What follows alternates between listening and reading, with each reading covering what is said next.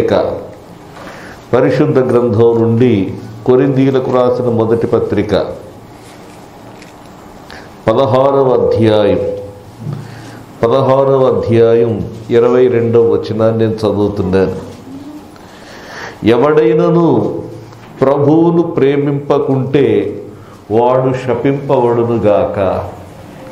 ఇక్కడ అపోస్తలుడైనటువంటి పౌలు గారు ఒక చక్కని మాట తెలియచేస్తూ ఉన్నాడు. ఎవరైనా సరే ఎవరిని ప్రేమించాలి? ప్రభువును ప్రేమించాలి. దేవునికి స్తోత్ర. ఎవరిని ప్రేమించాలి? ప్రభువును ప్రేమించాలి. దేవునికి స్తోత్రం కలుగునుగాక. ప్రభు అంటే ఎవరు? ఇది మనం ఆలోచించాలి. ప్రభు అంటే ఎవరు అనేటువంటి సంగతిని గూర్చి మనం ఆలోచిస్తే దేవుని యొక్క వాక్యములో నుండి మరొక మాట జ్ఞాపకం చేస్తాను నేను. మొదటి కొరింథీ పత్రిక 8వ అధ్యాయం 6వ వచనం. మొదటి కొరింథీ పత్రిక 8వ అధ్యాయం 6వ వచనం చదువుతున్నారా? ఆకాశమందైనను భూమి మీదనైనను దేవతలనబడినవి యున్నను మనకు ఒక్కడే దేవుడు ఉన్నాడు, ఆయన తండ్రి. ఆయన నుండి సమస్తమును కలిగేను, ఆయన నిమిత్తము మనమున్నాము. ఇప్పుడు చూడండి, మరియు మనకు ప్రభువు ఒక్కడే, ఆయన యేసుక్రీస్తు. దేవునికి స్తోత్ర. ప్రభువు ఒక్కడే, ఆయన ఎవరండి? యేసుక్రీస్తు. దేవునికి స్తోత్ర. ప్రభువు ఒక్కడే, ఆయన ఎవరు? యేసుక్రీస్తు. దేవునికి స్తోత్ర. కాబట్టి ఎవడైనా సరే ఎవరిని ప్రేమించాలి? ఈ వాక్యాన్ని బట్టి ఎవరిని ప్రేమించాలి? యేసుక్రీస్తును ప్రేమించాలి. అందరూ చెప్పండి, ఎవరిని ప్రేమించాలి? యేసుక్రీస్తును ప్రేమించాలి. దేవునికి స్తోత్ర. కాబట్టి రాత్రి మీ జ్ఞాపకం చేస్తా ఉన్నాను, మనం అందరం కూడా ఏం చేయాలో తెలుసా? యేసయ్యను మనం ప్రేమించాలి. దేవునికి స్తోత్ర. ఎందుకు ప్రేమించాలి? ఇది నా ప్రశ్న. ప్రభువును ప్రేమించమని చెప్పాడు కదా, ఒక్కడే ప్రభు, ఆయన యేసుక్రీస్తు. ఆయన ఎందుకు ప్రేమించాలి? ఆయన ఎందుకు ప్రేమించాలి? ఆయన ముందు నన్ను ప్రేమించాడు కాబట్టి నేను ఆయనను ప్రేమించాలి. అది దేవుని స్తోత్రం కలుగునుగాక. యోహాను రాసిన మొదటి పత్రిక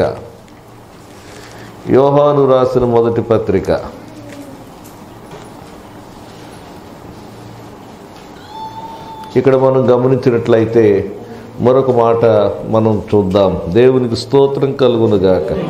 హల్లెలూయా. చూడండి, 3వ అధ్యాయం 16వ వచనం. యోహాను రాసిన మొదటి పత్రిక 3వ అధ్యాయం 16వ వచనం.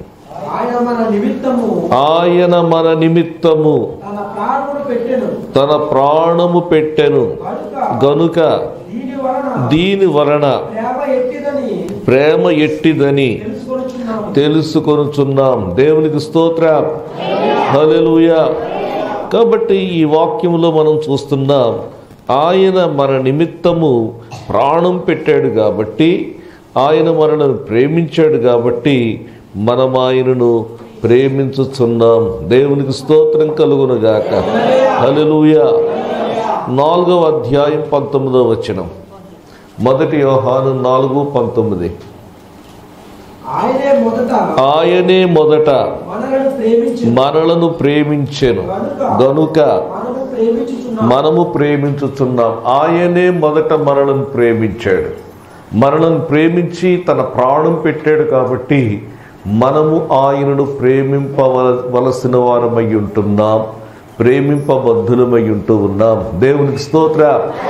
కాబట్టి ప్రియులారా, ఎవడైనా సరే ఎవరిని ప్రేమించాలి? ప్రభువును ప్రేమించాలి. ఎవరిని ప్రేమించాలి? అందరూ చెప్పండి, ఎవరిని ప్రేమించాలి? ప్రభువును ప్రేమించాలి. ప్రభు అంటే ఎవరు? యేసుక్రీస్తు. దేవునికి స్తోత్ర. కాబట్టి మనం మనందరం కూడా చేయవలసినటువంటి పని ఏంటంటే యేసుక్రీస్తును ప్రేమించాలి. దేవునికి స్తోత్రం, హల్లెలూయా.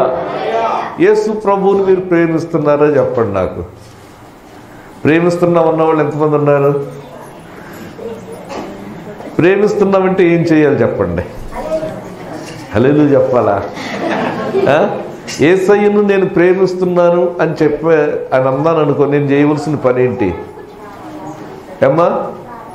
పాపాలు ఒప్పుకోవాలి. అది దేవునికి స్తోత్రం. ప్రభు అయినటువంటి యేసయ్య జీవించి ఉన్నటువంటి కాలంలో ఒక పాపాత్మురాలైనటువంటి స్త్రీ యేసు ప్రభు దగ్గరకు వచ్చింది. ఆమె పాపాత్మురాలు యేసు ప్రభు దగ్గరకు వచ్చి కన్నీళ్లతో ఆయన పాదాలు కడిగింది, తన తల వెంట్రుకలతో తుడిచింది, ఆ పాదములకు అత్తరు పూసింది, ఆ పాదాలను ఏం చేస్తుంది? ముద్దు పెట్టుకుంటుంది.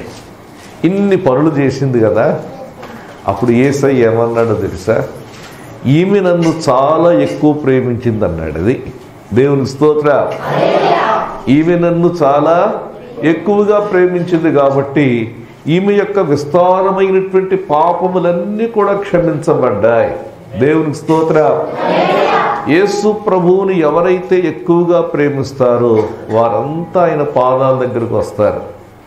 వారంతా ఆయన పాదాల దగ్గరకు వచ్చి తమ పాపములను ఆయన సన్నిధిలో ఒప్పుకుంటారు. ఆమె విస్తారంగా ప్రభు అయినటువంటి యేసయ్యను ప్రేమించింది. ఆమె యొక్క విస్తారమైనటువంటి పాపములన్నీ కూడా క్షమించబడ్డాయి.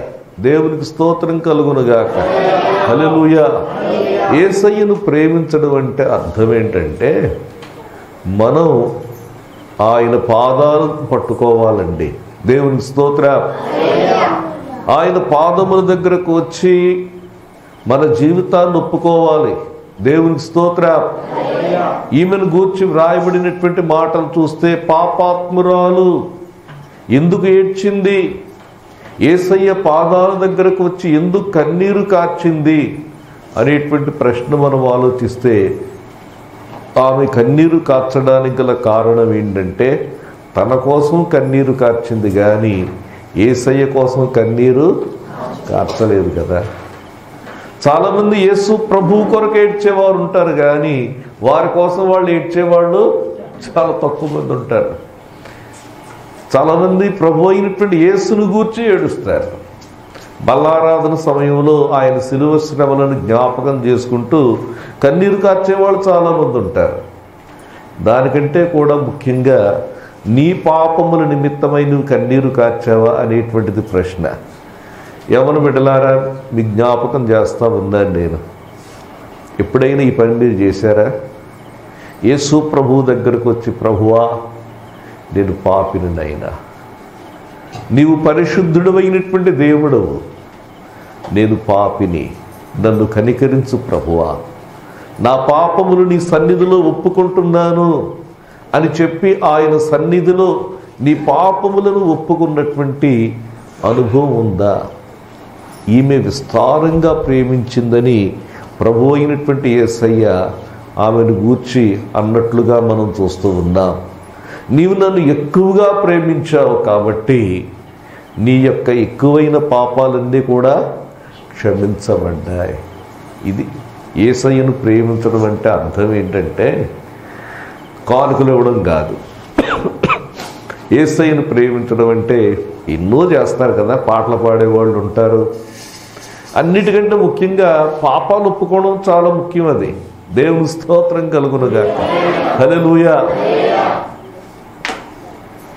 ఆయన సన్నిధిలోనికి వచ్చి మన ప్రతి పాపమును కూడా ఏం చేయాలంటే ఒప్పుకొనవలసినటువంటి వారు అయి ఉంటూ ఉన్నాం. ఎవడైనను ప్రభువును ప్రేమింపకుంటే వాడు శపింపబడునుగాక అని దేవుని యొక్క వాక్యంలో ఉంది. కాబట్టి మనం చేయవలసినటువంటి పని ఏంటంటే పాపములను ఒప్పుకోవాలి. ప్రభువును ప్రేమించడం అంటే పాపములను ఒప్పుకొనడం అని అర్థం. దేవునికి స్తోత్రం కలుగునుగాక, హల్లెలూయా. ఇంకొక మాట చెప్తాను నేను. ప్రభువును ప్రేమించడం అంటే మరొక అర్థం ఏంటంటే ఆయన ఇచ్చిన ఆజ్ఞలను మనం గైకొనడం. ఏంటది? ఆయన ఇచ్చిన ఆజ్ఞలను గైకొనడం. దేవుని వాక్యములో ఒక మాట చూపిస్తాను చూడండి. యోహాను సువార్త 14వ అధ్యాయం 21వ వచనం చూడండి. 14వ అధ్యాయం 21వ వచనం. నా ఆజ్ఞలను అంగీకరించి వాటిని గైకొనువాడే నన్ను, చూడండి, నన్ను ప్రేమించడం అంటే అర్థం ఏంటంటే నా ఆజ్ఞలను గైకొనడం. అందరూ చెప్పాలండి, ఏం చేయాలి? ఆజ్ఞలు గైకొనడం. ఎవరి ఆజ్ఞలు? దేవుని యొక్క ఆజ్ఞలు. యేసు ప్రభు మనకిచ్చినటువంటి ఆజ్ఞలను మనము గైకొనడమే ఆయనను ప్రేమించడం. దేవునికి స్తోత్రం కలుగునుగాక. హల్లెలూయా. ఇది చాలా ప్రాముఖ్యమైనటువంటి సంగతి అండి. ఆజ్ఞను గైకొనడం అనేటువంటి చాలా ప్రాముఖ్యం. ఆజ్ఞను గైకుంటే ఏమవుతుందో తెలుసా? కొన్ని మాటలు మీకు జ్ఞాపకం చేస్తారు.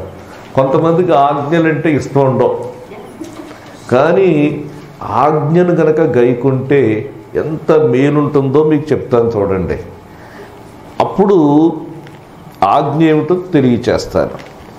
దేవుని యొక్క వాక్యములో నుండి సామెతల గ్రంథానికి రండి. సామెతల గ్రంథం 13వ అధ్యాయం 13వ వచనం చూడండి అమ్మా. ఆజ్ఞను తిరస్కరించువాడు అందువలన శిక్ష నొందును. చూడండి, ఆజ్ఞను తిరస్కరించువాడు అందువలన శిక్ష నొందును. ఆజ్ఞ విషయమై భయభక్తులు గలవాడు లాభము పొందును. ఆజ్ఞను తిరస్కరించేవాడేమో శిక్ష పొందుతాడు, ఆజ్ఞ విషయమై భయభక్తులు కలిగినటువంటి వాడేమో లాభము పొందుతాడు. సామెతల గ్రంథం 19వ అధ్యాయం 16వ వచనం. 19వ ఆజ్ఞను గైకొనువాడు. చూడండి, ఆజ్ఞను గైకుంటే మనకు కాపుదల ఉంటుంది. ఆజ్ఞను గైకొనువాడు తన్ను కాపాడుకొనువాడు. ఇంకొక మాట చెప్తాను, ఇది ఇంకా చాలా ప్రాముఖ్యమైనటువంటి మాట. ప్రసంగి గ్రంథం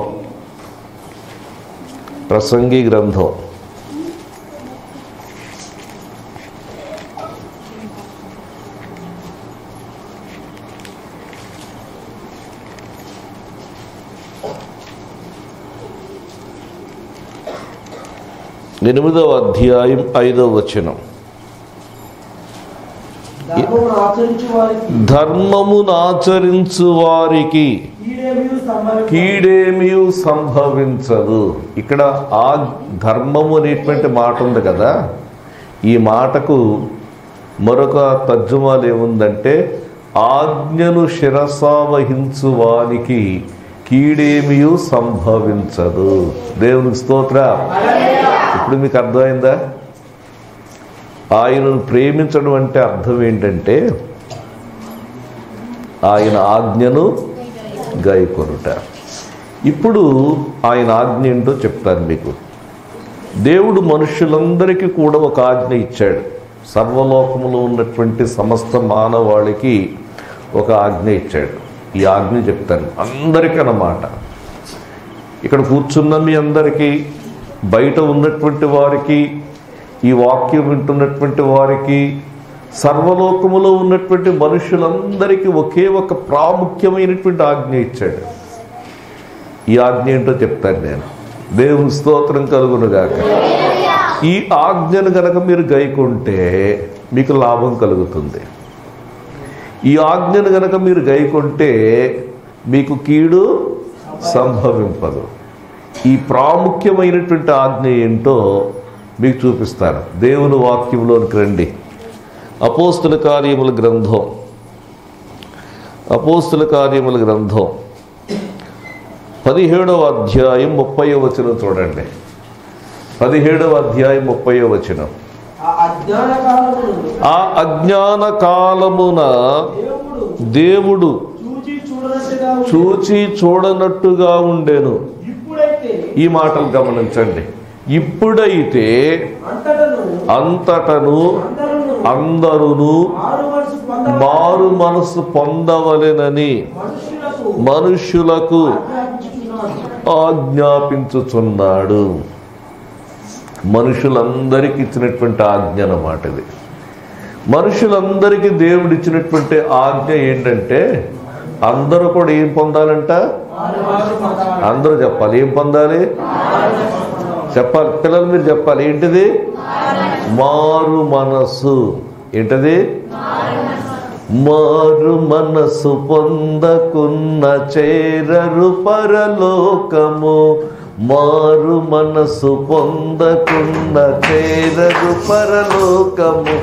మారు మనసు లేకను మార్చలేరు ప్రజలను. మారు మనసు లేకను మార్చలేరు ప్రజలను. కోరి నూతనాత్మనందుడి వేసారి ఆత్మలను రక్షించుడి. క్రైస్తవులారా క్రైస్తవులారా క్రైస్తవులారా క్రైస్తవులారా. ఆమేన్. ఏం పొందాలంట? మారు మనసు పొందాలి. దేవునికి స్తోత్రం కలుగునుగాక. హల్లెలూయా. చాలా మందికి అర్థం కానటువంటి విషయం ఏంటంటే మారు మనసు అర్థం కాదు. దేవునికి స్తోత్రం కలుగు. మారు మనసు పొందకపోతే నశించిపోతారు మనుషులు. మారు మనసు పొందకపోతే నశించిపోతారు. మీరును మారు మనసు పొందకపోతే మీరు నశించిపోతారని చెప్పాడు. కాబట్టి నేను చెప్తా ఉన్నాను, ఈరోజు ఇంకా ఎవరైనా మారు మనసు పొందకపోతే మీరేం చేయాలి? మారు మనసు పొందాలి. దేవునికి స్తోత్ర. హల్లెలూయా. అంటే ఎలాగండి ఇది? మారు మనసు పొందడం అంటే ఎలాగో చెప్తాను చూడండి. మీ మనస్సును దేవుని వైపునకు మలుచుకోవడమే మారు మనసు. దేవునికి స్తోత్ర. ఇప్పుడు ఉదాహరణకి నేను ఇలా నడుచుకుంటూ వెళ్తున్నాను, ఇలా తిరిగాను నేను. అంటే ఏం జరిగింది? నా మనసు మార్చుకుని ఇలాగ వెళ్ళిపోతున్నావు అండి. ఏమనుకున్నాను? ఇలాగ వెళ్ళకూడదు అని చెప్పి ఇలాగా మార్చుకున్నాను. అదే మారు మనసు. దేవుని స్తోత్రం కలుగునుగాక. హల్లెలూయా. అంటే అర్థం ఏంటంటే ఇంతకాలం దేవునిని గూర్చి ఆలోచించకుండా, దేవుని సంగతులు పట్టించుకోకుండా ఏదో లోకానుసారంగా బ్రతికేస్తున్నాం కదా. లోకానుసారంగా మనకి ఇష్టమైనటువంటి రీతిలో మనం జీవిస్తూ ఉన్నాం కదా. అయితే వాక్యం విన్నటువంటి నీవు ఎందుకు ఇలాంటి బ్రతుకు? నేను ఇక నుండైనా దేవుని కొరకు జీవించాలి, ఇక నుండైనా పరిశుద్ధమైనటువంటి జీవితం జీవించాలి అని తీర్మానం చేసుకుని మనసును దేవుని వైపునకు మళ్లించుకొనడమే మారు మనసు. దేవునికి స్తోత్రం కలుగునుగాక. హల్లెలూయా. నిజంగా ఈ తీర్మానం కనుక నువ్వు చేసుకుంటే ఎవరైనా సరే, నేను ఇప్పుడు మీరు బాప్టిజం తీసుకోండి అని కూడా నేను చెప్పట్లేదు. ముఖ్యంగానే నేను చెప్తున్నది ఏంటంటే మనసును దేవుని వైపునకు మలచుకోండి, సజీవుడైనటువంటి దేవుని వైపునకు మలచుకోండి. దేవునికి స్తోత్రం కలుగునుగాక. హల్లెలూయా. మారు మనస్సు అందరికీ దేవుడు ఆజ్ఞాపిస్తున్నాడంట. ఇప్పుడైతే అంతటా అందరూ కూడా మారు మనసు పొందాలని చెప్పి దేవుడు మనుషులకు సలహా ఇవ్వడం లేదు, అది ఆజ్ఞ. ఇది దేవునికి స్తోత్ర. ఇదేంటండి? ఇది ఆజ్ఞ. ఆజ్ఞ. దేవుడు ఆజ్ఞాపిస్తూ ఉన్నాడు. కాబట్టి ఈ రాత్రికాల సమయంలో మీకు ఈ భయంకరమైనటువంటి దినాల్లో జీవిస్తున్నాం కదా, ఎంతకాలం అని ఇంకా పాప జీవితాన్ని జీవిస్తూ ఉంటాం చెప్పండి? ఎంతకాలం అని చెప్పి ఈ లోకానుసారంగా జీవిస్తూ ఉంటాం? దేవుని వైపునకు మనం మనసును మళ్లించుకుందాం, దేవుని తట్టు తిరుగుదాం. దేవునికి స్తోత్రం కలుగునుగాక. మనం ఆయన తట్టు తిరిగితే ఆయన మన తట్టు తిరుగుతాడు. దేవుని స్తోత్రం కలుగునుగాక. దేవుని యొక్క ఆజ్ఞ మారు మనసు. ఇంకొక ఆజ్ఞ చెప్తాను. దేవుడు ఇంకొక ఆజ్ఞ ఇచ్చాడు. ఈ ఆజ్ఞ కూడా చూడండి. యోహాను రాసిన మొదటి పత్రిక, యోహాను రాసిన మొదటి పత్రిక 3వ అధ్యాయంలో ఈ మాట ఉంది. 3వ అధ్యాయం 23వ వచనం చూడండి. ఆయన ఆజ్ఞలను అమ్మ 3:23 యోహాను మొదటి యోహాను పత్రిక 3:23 ఆయన ఆజ్ఞ ఏదనగా ఆయన కుమారుడైన యేసుక్రీస్తు నామమును చాలండి. ఇక్కడ ఏం చెప్పాడంటే దేవుడు ఒక ఆజ్ఞ ఇచ్చాడు. మీరందరూ కూడా యేసయ్యను నమ్ముకోండి అని చెప్పాడు. అది దేవుని స్తోత్రం. యేసయ్యను నమ్మండి, యేసుక్రీస్తుని నమ్మండి. ఆయన ఆజ్ఞ ఏదనగా ఆయన కుమారుడైన యేసుక్రీస్తు నామమును నమ్ముకొని, ఆయన మనకు ఆజ్ఞ ఇచ్చిన ప్రకారంగా ఒకరినొకడు ప్రేమింపవలనన్నదియే. ఆయన మనకిచ్చిన ఆజ్ఞను బట్టి ఒకరినొకడు ప్రేమించాలి. దేవునికి స్తోత్రం కలుగునుగాక. హల్లెలూయా. కాబట్టి ప్రియులారా, మీకు జ్ఞాపకం చేస్తా ఉన్నాను, ప్రభువును ప్రేమించడం అంటే ఒకటి మన పాపములను ఆయన సన్నిధిలో ఒప్పుకొనడం. ప్రభువును ప్రేమించడం అంటే ఆయన ఆజ్ఞను గైకొనడం. ప్రభువును ప్రేమించడం అంటే చెడుతనమును అసహించుకొనడం. చెడుతనాన్ని అసహించుకోవాలి. దేవుని స్తోత్రం కలుగునుగాక. దేవుని వాక్యంలో వ్రాయబడి ఉంది. కీర్తనల గ్రంథం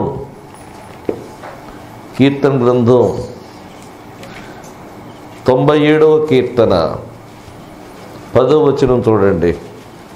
97వ కీర్తన 10వ వచనం. యెహోవాను ప్రేమించు వారలారా చెడుతనమును అసహించుకొనండి. మనం దేవుని ప్రేమిస్తున్నామని చెప్పుకుంటే మనం చేయవలసినటువంటి పని ఏంటంటే చెడుతనాన్ని మనం ప్రేమించలేం.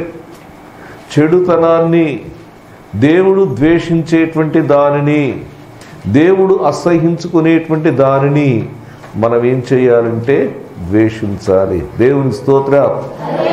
చెడుతనమును అసహించుకొనండి. దేవునికి స్తోత్రం కలుగునుగాక. హల్లెలూయా. ఎవడైనను ప్రభువును ప్రేమింపకుంటే వాడేమవుతాడు? శాపగ్రస్తుడు. శాపగ్రస్తుడు. కాబట్టి మనం చేయవలసినటువంటి పని ప్రభువును ప్రేమించాలి, ప్రభువునే ప్రేమించాలి. దేవునికి స్తోత్రం కలుగునుగాక. హల్లెలూయా. మరి దేనిని ప్రేమించకూడదు అమ్మా? చెడుతనమును ప్రేమించకూడదు. ఇంకొక మాట జ్ఞాపకం చెప్తాను చూడండి. యోహాను రాసిన మొదటి పత్రిక 2వ అధ్యాయం 15వ వచనం. యోహాను రాసిన మొదటి పత్రిక 2వ అధ్యాయం. ఈ లోకమునైనను ఈ లోకములో ఉన్న వాటినైనను ప్రేమింపకుడి. దేవునికి స్తోత్రం. లోకాన్ని ప్రేమించొద్దు, లోకములో ఉన్న వాటిని ప్రేమించవద్దు అని చెప్పి ఇక్కడ యోహాను ద్వారా దేవుడు తెలియచేస్తూ ఉన్నాడు. ఈ లోక స్నేహం దేవునితో వైరము అని మీరు ఎరుగరా అని చెప్పి దేవుని యొక్క వాక్యములో మనం చూస్తూ ఉన్నాం. కాబట్టి లోకమును మనం ప్రేమించే వారిగా ఉండకూడదు. మనము దేవుని ప్రేమించాలి. దేవునికి స్తోత్రం. ప్రభువును ప్రేమించాలి. కాబట్టి ఇక్కడ మనం చూస్తా ఉన్నాం, లోకమునైనను లోకములో ఉన్న వాటినైనను ప్రేమింపకుడి. దేవునికి స్తోత్రం కలుగునుగాక. హల్లెలూయా.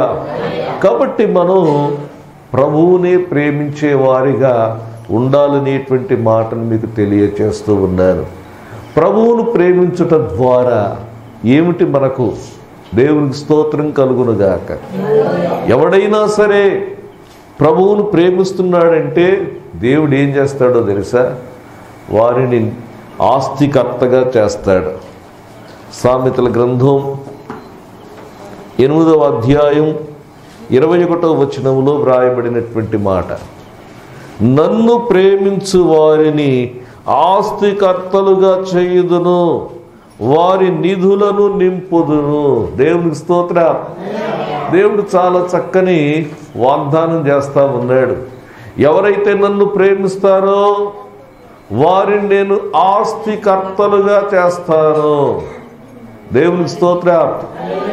వారి నిధులను నింపుతాను అని దేవుడు వాగ్దానం చేస్తా ఉన్నాడు.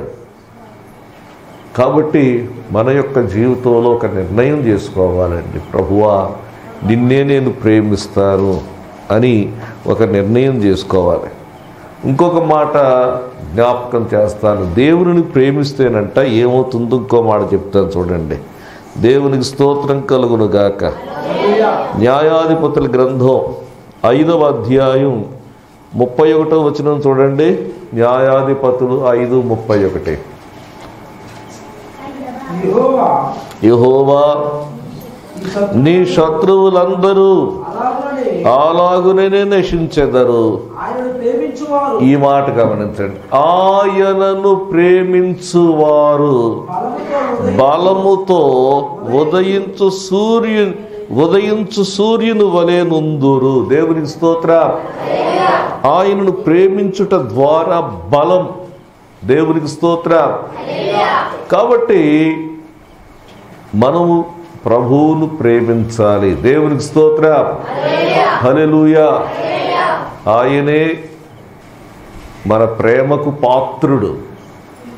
ప్రియులారా, ప్రభువునే ప్రేమించాలి కానీ ఇక దేనిని మనం ప్రేమించకూడదు. దేవుని వాక్యములో మనం చూస్తాం, ప్రభు అయినటువంటి యేసయ్య తన శిష్యుడైనటువంటి పేతురును ప్రశ్నిస్తా ఉన్నాడు. సీమోను, నీవు నన్ను ప్రేమించుచున్నావా అని 3 సార్లు ప్రశ్నించాడు ప్రభు అయినటువంటి యేసు. చూడండి, ఆ మాటలు మీకు చూపిస్తాను నేను. యోహాను సువార్త 21వ అధ్యాయములో ఈ మాటలు కనబడతాయి. యోహాను సువార్త 21వ అధ్యాయం 15వ వచనం చదవండి. వారు భోజనము చేసిన తరువాత యేసు సీమోను పేతురును చూచి, యోహాను కుమారుడవైన సీమోను, వీరి కంటే నీవు నన్ను ఎక్కువగా ప్రేమించుచున్నావా? చాలండి. దేవునికి స్తోత్రం. హల్లెలూయా. నీవు వీరి కంటే నీవు నన్ను ఎక్కువగా ప్రేమించుచున్నావా? ఈ వచనం చూడండి. వీరి కంటే అనేటువంటి మాట ఉంది కదా. వీరి కంటే దగ్గర ఇంకొక మాట పెట్టుకోవచ్చు. వీటి కంటే. ఏంటది? వీటి కంటే.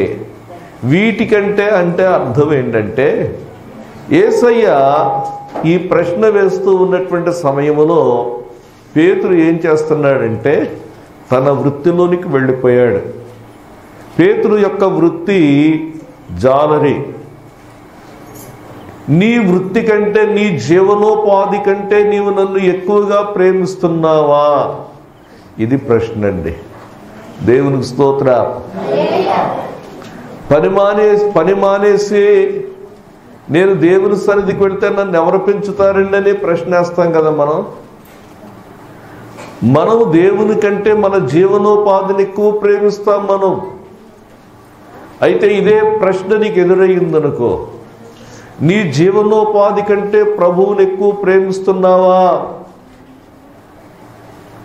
వీటికంటే నీవు నన్ను ఎక్కువగా ప్రేమిస్తున్నావా? రెండవది వీరి కంటే. అక్కడ ఉన్నటువంటి వారు సీమోను యొక్క బంధువులు.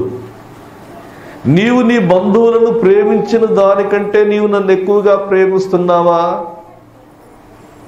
ఎవడైనా నా శిష్యుడిగా ఉండాలంటే వాడు తన అన్నదమ్ములు, అక్క చెల్లెండ్రు, తల్లిదండ్రులు, తన బిడ్డలు వీరందరినీ ప్రేమించిన దానికంటే నన్ను ఎక్కువ ప్రేమించాలి. దేవునికి స్తోత్రం. వీరికంటే నీవు నన్ను ఎక్కువగా ప్రేమించుతున్నావా అని ప్రశ్న వేసినట్లుగా మనం చూస్తున్నాం. 3 సార్లు యేసు ప్రభువు అడుగుతా ఉన్నాడు. ఇదే ప్రశ్న నిన్ను నన్ను అడిగాడు అనుకో, ఏం చెప్తారు? నీవు నన్ను ప్రేమిస్తున్నావా అని యేసయ్య వచ్చి నిన్ను అడిగాడు అనుకో, ఏం చెప్తావమ్మా? ఎవడైనను ప్రభువును ప్రేమింపకుంటే వాడు శపింపబడునుగాక. వద్దు, శాపగ్రస్తమైనటువంటి జీవితం వద్దు. ఒక నిర్ణయానికి వద్దాం. మనం ఒక నిర్ణయం చేసుకుందాం. యేసు ప్రభువుని ప్రేమించడానికి ఒక నిర్ణయం చేసుకుందాం. ఆయన మనలను ప్రేమించాడు కాబట్టి తిరిగి, ప్రభువా ఇంత ప్రేమ నా పట్ల చూపించావు కదా, నువ్వు ప్రాణం పెట్టావు కదా, నా కొరకు నీవు ఇంత త్యాగం చేశావు కదా, మొదట నన్ను నీవు ప్రేమించావు కదా, దానికి ప్రతిస్పందనగా నిన్ను ప్రేమిస్తాను ప్రభువా, నిన్ను ప్రేమిస్తాను నాయనా, నీ మాటకు నేను లోబడతాను, నా ప్రతి పాపము కూడా నీ సన్నిధిలోనికి వచ్చి ఒప్పుకొని నా కన్నీళ్లతో నీ పాదాలు కడిగి నా ప్రేమను నీ పట్ల వ్యక్తం చేస్తాను. నీవు దేన్నైతే అసహించుకుంటున్నావు దాన్ని నేను అసహించుకొని నీ ఎడల నాకున్నటువంటి ప్రేమను చూపిస్తాను. ప్రభువా మీకు వందనాలు, యేసయ్యా మీకు వందనాలు అని చెప్పి ఒక గొప్ప తీర్మానం, అంటే ప్రభువును ప్రేమించడానికి ఒక గొప్ప నిర్ణయం చేసుకోవాలి. దేవునికి స్తోత్రం కలుగునుగాక. హల్లెలూయా. ఎన్నో నిర్ణయాలు చేసుకుంటాం, కానీ ప్రభువును ప్రేమించాలి. ఒకే ఒక ప్రభు ఉన్నాడు మనకి. అదే కదా చెప్పాను నేను, మనకు ఒక్కడే ప్రభు. ఆయన ఎవరు? యేసుక్రీస్తు. ఇంక వేరే ప్రభువు లేడు. యేసయ్య జీవించి ఉన్నటువంటి కాలములో, ఆ కాలములో ఉన్నటువంటి యూదులు యేసయ్యను తృణీకరించారు. వారెవరిని ప్రభువుగా ఎన్నుకున్నారు? రోమా చక్రవర్తి అయిన కైసరుని ఎన్నుకున్నారు. కైసరే మాకు రాజు, కైసరే మాకు ప్రభు అని చెప్పి కైసరుని ఎన్నుకున్నారు. అసలైనటువంటి ప్రభువును వారు తృణీకరించారు. వారు శాపగ్రస్తులయ్యారు. ఈరోజు నీవు ఆశీర్వదింపబడడానికి ఒక మంచి అవకాశం. ప్రభువుని ప్రేమించడానికి తీర్మానం చేసుకుందాం. దయచేసి ఇది అందరూ కూడా ప్రార్థనలో ఉండండి. ఇది ఎవరికి వారే మీ యొక్క జీవితాల్లో చేసుకునేటువంటి నిర్ణయం. చిన్నపిల్లలు కూడా ఎవరైనా సరే, యేసయ్య ఆయనే మనకు ప్రభువు కదా. యేసయ్య నీవు తప్ప వేరొక ప్రభువు లేడు నైనా, నీవే అద్వితీయ ప్రభుడవు. యేసయ్య నీవే నా ప్రభువు. యేసయ్య నిన్ను నేను ప్రేమిస్తాను ప్రభువా. యేసయ్య నా మనసు నీ వైపునకు మళ్ళించుకుంటున్నాను నాయనా. యేసయ్య నా ప్రతి పాపమును క్షమించండి నాయనా. నాయనా నా ప్రతి పాపమును క్షమించండి ప్రభువా. నాయనా నీ పాదాల దగ్గరకు వచ్చాను తండ్రి. నీ పాద సన్నిధిలో నా ప్రతి పాపమును ఒప్పుకుంటున్నాను ప్రభువా. నన్ను కనికరించండి నాయనా, నన్ను కనికరించండి ప్రభువా. హల్లెలూయా, హల్లెలూయా, హల్లెలూయా. ఓ హల్లెలూయా, హల్లెలూయా. ఓ నాయనా నీకు వందనాలు. ఎవరైతే నిన్ను ప్రేమిస్తారో వారు బలము కలిగి ఉదయించు సూర్యుని వలె ఉంటారు. నిన్ను ప్రేమిస్తాను ప్రభువా, ఇది నా యొక్క నిర్ణయము నాయనా. నా మనసారా నిన్ను ప్రేమిస్తాను, నా హృదయం పూర్వకంగా నిన్ను ప్రేమిస్తాను ప్రభువా. అధికముగా నిన్ను ప్రేమిస్తాను నైనా. హల్లెలూయా, హల్లెలూయా. యేసయ్యా మీకు వందనాలు, యేసయ్యా మీకు వందనాలు, యేసయ్యా మీకు వందనాలు, యేసయ్యా మీకు వందనాలు, యేసయ్యా మీకు వందనాలు. లోకములో ఉన్న వాటిని ప్రేమించరు నాయనా.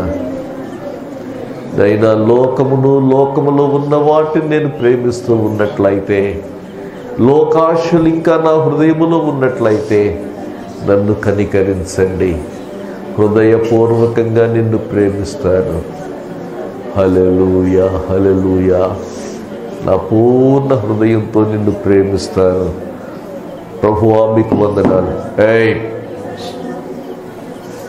ప్రభువా మీకు వందనాలు, ప్రభువా మీకు వందనాలు, ప్రభువా మీకు వందనాలు.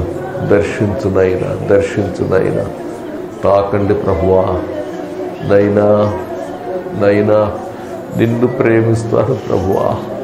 ఆ పాపాత్మురాలు ఎంత విస్తారముగా నిన్ను ప్రేమించింది నాయనా. నాయనా నీ పాదాలంతా కూడా కడుగునంతగా తండ్రి తన కన్నీళ్లు వలకబోసింది కదా ప్రభువా. నాయనా నాయనా నీకు వందనాలు, నాయనా నీకు వందనాలు, వందనాలు, వందనాలు, వందనాలు, వందనాలు, వందనాలు. హల్లెలూయా, హల్లెలూయా, హల్లెలూయా. నీ బిడ్డలను మీరు దర్శించండి నైనా, దర్శించండి నైనా. ఎవరైతే మిమ్ములను నైనా ప్రేమిస్తున్నారో నీ వాగ్దానం ఆస్తికర్తలుగా చేస్తారన్నావు తండ్రి. నీకు వందనాలు ప్రభువా. నైనా ఈ మాటలన్నీ కూడా నీ బిడ్డల పట్ల నెరవేర్చండి నైనా. నీకు వందనాలు మా పరమ తండ్రి, మీకు వందనాలు నాయన. మీరు ఇచ్చిన ఈ వర్తమానమును దీవించండి. నీ బిడ్డల హృదయాల్లో ఫలింప చేయండి ప్రభువా. నాయన నిజంగా నిన్ను ప్రేమించేటువంటి బిడ్డలుగా నీ బిడ్డలను మీరు సిద్ధపరచమని, నీ దాసుని, వారి కుటుంబాన్ని, వారి పరిచర్యను మీరు దీవించి ఆశీర్వదించమని యేసు నామమున అడుగుచున్నాను తండ్రి.